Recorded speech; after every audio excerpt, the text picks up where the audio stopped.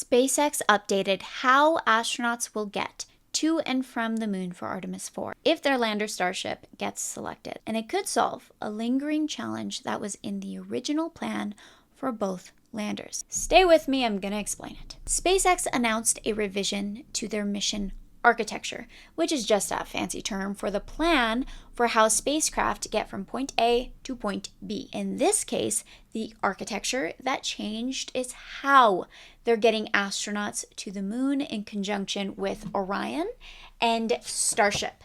This is all I got. To give you context, Orion is the crew capsule you saw in Artemis 2. It is not a lander. It stays in orbit while astronauts descend to the surface and will be there to dock with the lander when the surface mission is complete, and the astronauts will then take Orion back home to Earth. The challenge is that Orion only has enough oomph in its tank to reach a high orbit called NRHO, a sort of wide orbit that loops far from the lunar surface. It's much higher than where Apollo astronauts were, and Orion being in that orbit potentially creates safety obstacles for the crew. The problem with Orion being that far out is that if something were to go wrong on the surface, astronauts might have to wait days for the orbital alignment to be right before they can even launch and reach Orion, versus at a lower orbit where the crew can abort pretty much at any time. Okay, so here's the change.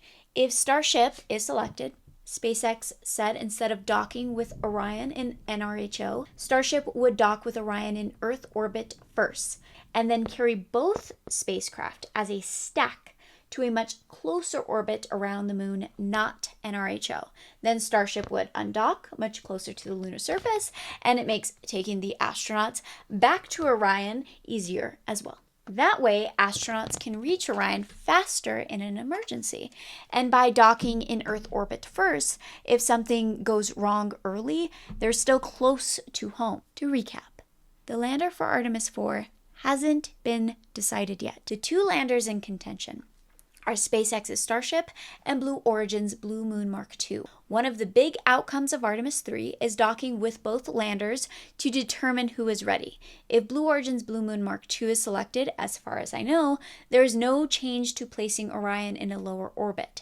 If Starship is selected, they will use Starship to place Orion in its orbit instead of Orion placing Orion in its orbit. There have been a lot of changes to Artemis, and there will likely be more, as we are in kind of the experimental phase of NASA working toward a long-term presence on the moon. So follow along if you want updates.